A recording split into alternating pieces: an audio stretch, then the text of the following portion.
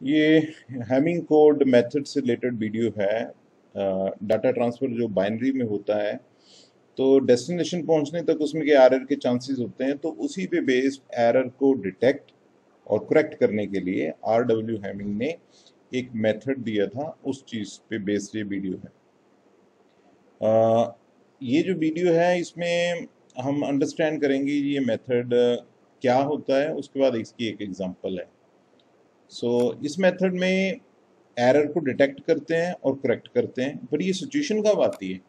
हमारे पास जब एक सिस्टम से दूसरे सिस्टम में डाटा ट्रांसफर होता है बाय एनी मीन्स, कोई भी कम्युनिकेशन मीडिया हो, मैं उसको नहीं कह रहा हूँ, कोई भी कम्युनिकेशन मीडिया हो, ट्रांसमिशन मीडिया हो, उसके थ्रू जा रहा है, तो ये चांसेस बिल्कुल रहते हैं कि डेस्टिनेशन पर वो जो डाटा है वो एज इट इज पहुंचे। ऐसा भी हो सकता है कि वो ना पहुंचे। अब एग्जांपल के तौर पे कहता हूँ कि आप नेट से डाउनलोड कर रहे हो किसी एक सॉफ्टवेयर को और आपकी सारी बिट्स और सारा डाटा नहीं आया, आप सॉफ्टवेयर को रन करने की, इंस्टॉल करने की कोशिश करते हैं तो उसमें एरर आती है।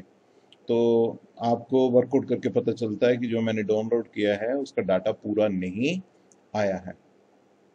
सो इस तरह के जो प्रोसेस को, इस तरह की जो कम्युनिकेशंस रहती हैं, तो बात ये चलती है कि सोर्स से कोई डाटा चला, डेस्टिनेशन पे पहुंचा, तो कैसे पता करें कि वो डाटा बिल्कुल ओके है या नहीं ओके है। तो ऑब्वियसली ये मेथड क्या करता है, एरर को डिटेक्ट और करेक्ट करने का एक मेथड बता रहा है। उस चीज को आप अंडरस्टैंड करिए। तो इसमें हम समझ रहे हैं कि बाइनरीज में डाटा जाता है। एरर का जहां पे मतलब ये है कि जो हम जीरो भेज रहे हैं वो डेस्टिनेशन पे जाके वन बन रही है, इसी को एरर कहते हैं। यदि वो सिंगल बिट चेंज हो रही है 8 में से, तो उसको कहते हैं हम सिंगल बिट एरर। या एक से ज्यादा हो रही है तो उसको जनरली हम बर्स्ट एरर कह देते हैं। ये जो मेथड है सिंगल बिट एरर को के लिए है।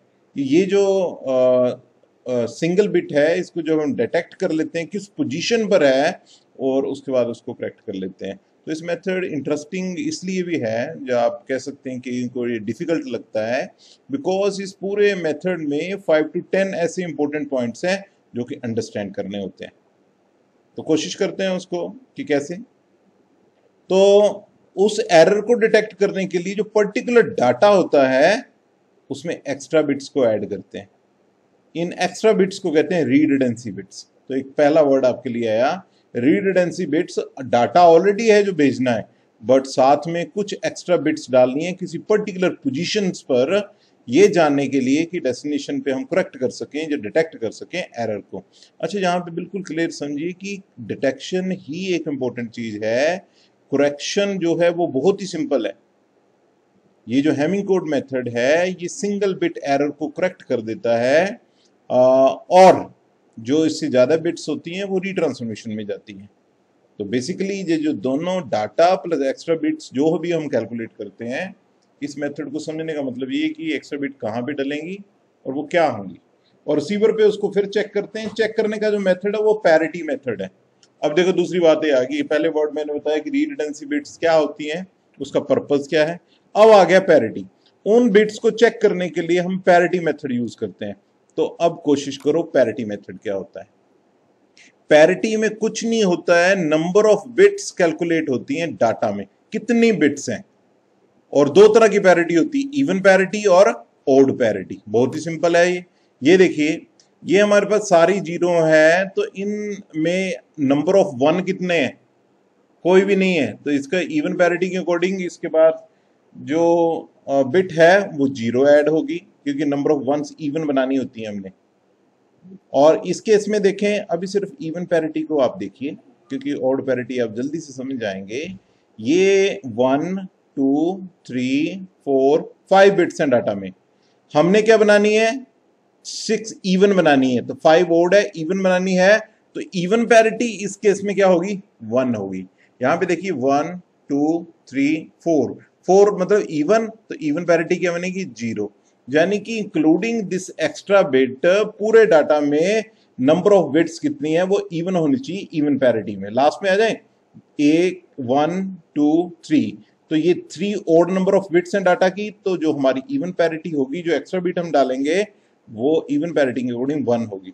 Okay, clear. ऑड पैरिटी का बच्चों इसका उल्टा है, बिल्कुल उल्टा है।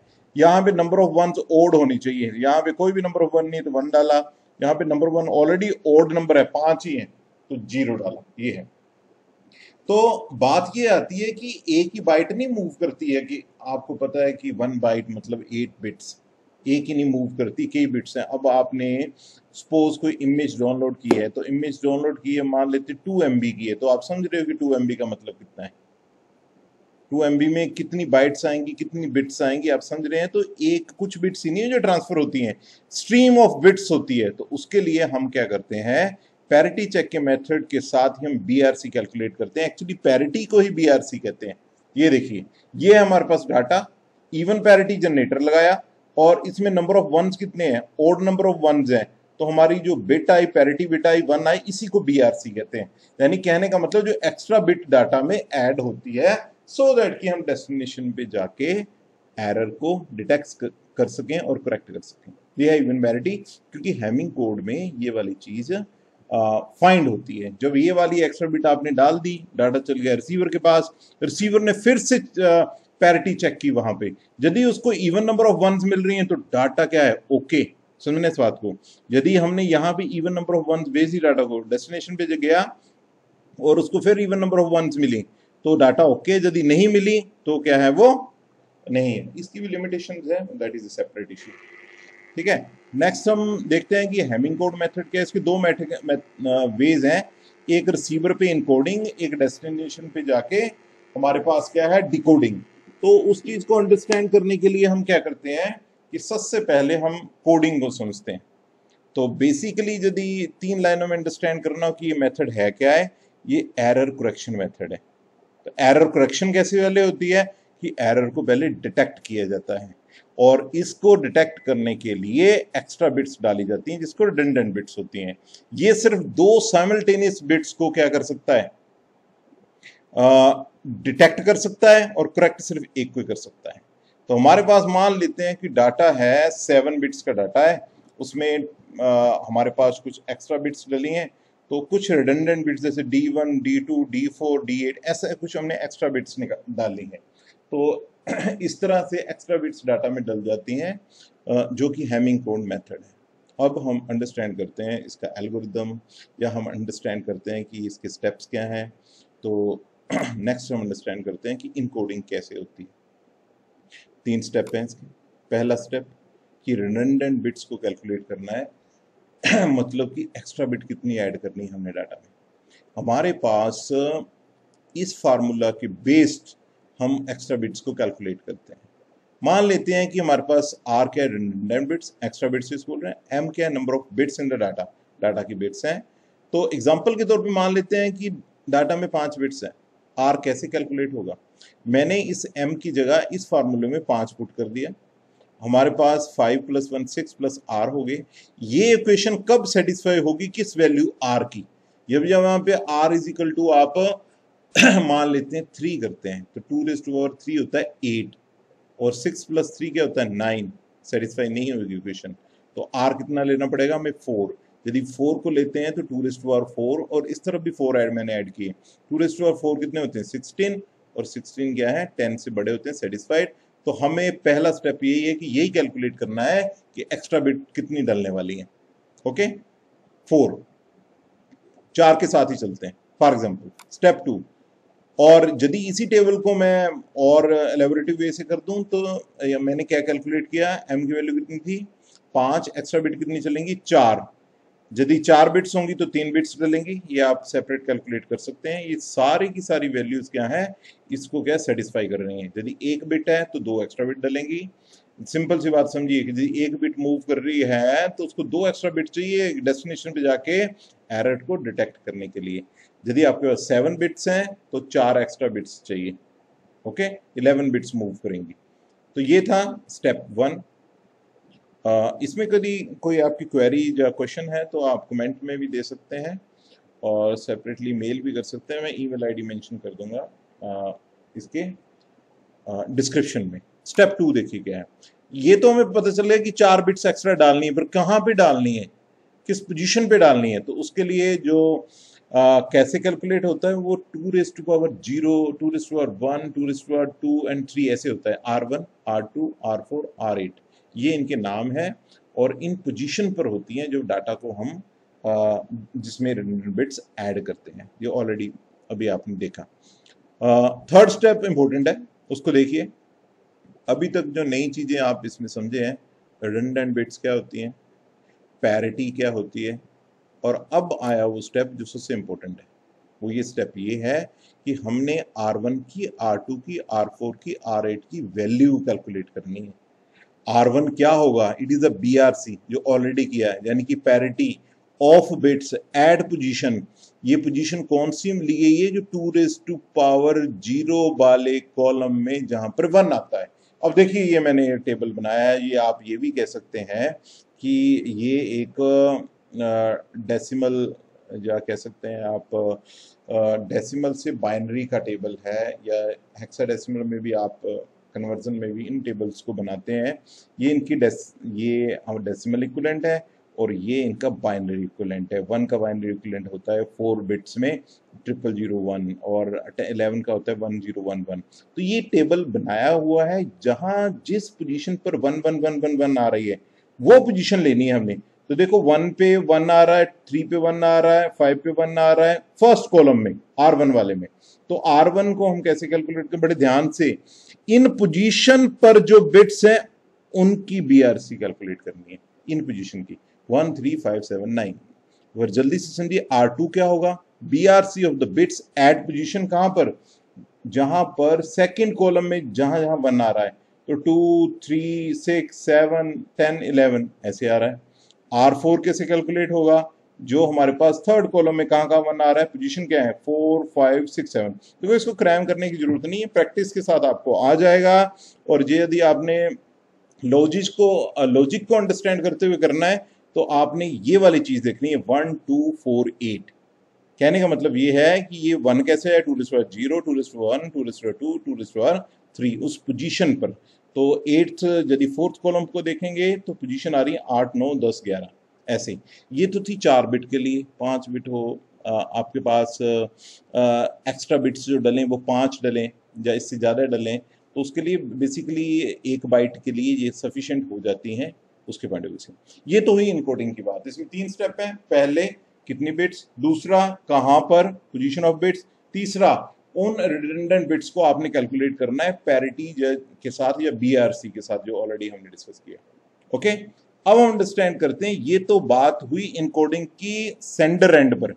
अब डाटा चला गया डेस्टिनेशन पर। बात तो आती है डेस्टिनेशन की कि वहां पे डाटा सही पहुंचा या नहीं पहुंचा है, वहां पे डिटेक्ट कैसे होगा, उसके स्टेप्स ये है।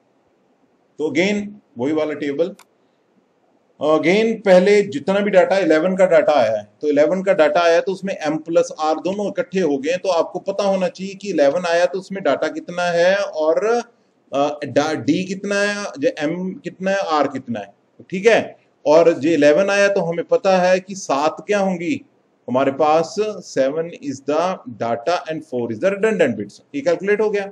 यदि 4 रिडंडेंट बिट्स हैं तो उनकी पोजीशन क्या होगी, वो दूसरे स्टेप में क्लियर हो गया। ऑलरेडी हम जब ऐड की थी रिडंडेंट बिट्स तो भी पता चल गया था। फिर से बच्चों कैलकुलेट करनी है R1 R2 R4 R8। ये पूरी की पूरी कैलकुलेट कर ली, और उसके बाद इनको कैलकुलेट करने के बाद सेम वही पोजीशन पे, इन पोजीशन पे आपने फिर से BRC की बिट्स कैलकुलेट कर ली। मान लेते हैं कि जो बिट्स आपने कैलकुलेट की R8 0 आया, R4 0 आया, R2 1 आया, R1 1 आया। अब इनको आपने R8 R4 R2 और R1 की फॉर्म में ऐसे लिखना है 0 0 1 1। इसका जो डेसिमल इक्विवेलेंट होगा रिडंडेंट बिट्स का, वो डिफाइन करेगा कि किस पोजीशन पर एरर है। फिर से बोल रहा हूं, इन बाइनरीज, इन रिडंडेंट बिट्स की जो बिट्स आती हैं उसका जो डेसिमल इक्विवेलेंट होगा 1 1 0 0 1 1, ये किसके डेसिमल इक्विवेलेंट, थर्ड पोजीशन पर एरर है। ये बात हुई कि एरर कहां पर है, यानी कि डिकोडिंग होगी, डिटेक्शन होगी कि एरर कहां पर है। अच्छा, उसको करेक्ट कैसे करना है, कुछ नहीं करना है। आपने जो हमारे पास थर्ड पोजीशन है, यदि वहां पे 1 है तो उसको 0 कर देना है, और यदि 0 है तो 1 कर देना, यदि 1 है तो 0 कर देना है। यदि ये सभी 0 आती हैं इसका मतलब क्या है, सभी 0 आती हैं इसका मतलब डाटा में कोई भी एरर नहीं है। ओके, सो ये था, थोड़ा सा रिवाइज करें तो हमारे पास पहला स्टेप जो इनकोडिंग में होता है उसमें भी यही कैलकुलेट होता है, बिट्स कितनी है, पोजीशन कितनी है, रैंडम बिट्स लिखती हैं। ये तीनों स्टेप हमारे इनकोडिंग में आते हैं सेंडर वाले पार्ट पे। डेस्टिनेशन वाले पार्ट पे फिर से ये कैलकुलेट होते हैं और उसके बाद क्या है, जो रिडंडेंट बिट्स आती है उनकी पोजीशन को देखा जाता है। अब देखो कि ये तो मैंने थ्योरेटिकली आपको समझाया, बेसिकली ये पूरे का पूरा यदि आपको समझना है तो आपको एक एग्जांपल करनी पड़ेगी। ओके, तो अभी मैं इसी के साथ ही एग्जांपल को कर रहा हूं। अब एग्जांपल को देखिए आप, मान लेते हैं मैंने डाटा लिया 1011001। ओके, तो इनकोडिंग करते हैं पहले। तो नंबर ऑफ बिट्स कितनी है इसमें, 4 और 3 7। 7 बिट हैं तो ऑब्वियसली उस टेबल को देखेंगे तो हमारे पास रिडंडेंट बिट्स 4 एक्स्ट्रा डलेंगी। इस इक्वेशन को सेटिस्फाई करेंगे तो 16 ग्रेटर देन 12 तो 4 की वैल्यू आएगी। अब पोजीशन क्या होंगी ऑलरेडी बताया हमें, R1 R2 R4 R8, ये बिट्स हमने डाल दी। ये देखो डाटा है, ये है 1, ये मैंने 1 डाला, पहले रिडंडेंट बिट्स डाली, 1 पे डालनी पोजीशन पे, 2 पे डालनी है, 4 पे डालनी है, 8 पे डालनी है। ओके, और उसके बाद जो ब्लैंक बॉक्सेस बने हैं उसमें डाटा डालना है। ये देखो 1 डाला, 001 डाला, फिर 101 डाला, ये डाटा हो गया। अब हमारे पास सेकंड स्टेप रेडी है। उसके बाद अब चलते हैं R1 को कैलकुलेट करते हैं। तो R1 को कैलकुलेट करने के लिए क्या है, हमें कौन सी बिट्स को देखना है, हमें R1 के लिए 1 3 5 7 9 11 वाली पोजीशंस को देखना है, वहां पे बिट्स कौन सी हैं। तो देखो 1 पे तो कुछ भी नहीं है, ठीक है, 3 पे 1 है, और उसके बाद 5 पे 0 है, और उसके बाद 7 पर 1 है, 9 पर 1 है, 11 पर 1 है। टोटल वंस कितनी है, 1 2 3 4 1 है। तो यदि 4 1 है तो BRC क्या होगी, 0 0 कैलकुलेट होगी। अब आते हैं हम किस पे, R2 को कैलकुलेट करते हैं। तो R2 को, ये जो 0 आया इसको मैंने अब पहले R1 कैलकुलेट हो गया यहां पुट कर दिया, और फिर से करते हैं R2 को कैलकुलेट करते हैं। R4 और R8 को मैंने ब्लैंक छोड़ दिया है, और फिर से कैलकुलेट करते हैं। तो अब पोजीशन देखनी है 2 3 6 7 10 11।